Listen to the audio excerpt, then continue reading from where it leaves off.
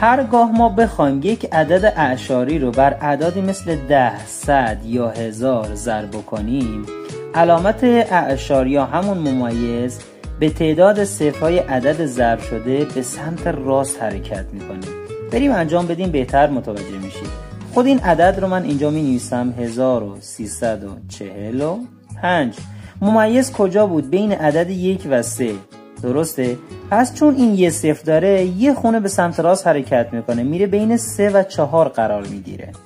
عدد بعدی 1345 رو می نویسم. ممیز بین 1 و 3 قرار داره، اینم 2 تا صفر داره، پس 2 تا خونه باید حرکت بکنه، میاد بین 4 و 5. عدد بعدی 1345 ممیز بین 1 و 3، اینم 3 تا صفر داره، 3 تا خونه به سمت راست حرکت میکنه. اما اینجا چون که بعد از عدد 5 دیگه عددی وجود نداره، دیگه ما اعشار نمیزنیم.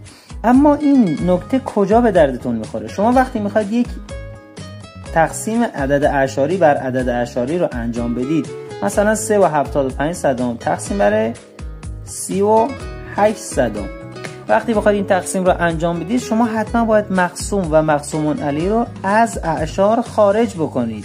اما چطوری؟ اینها رو کافیه در اعدادی مثل 10 یا 100 یا 1000 ضرب کنید.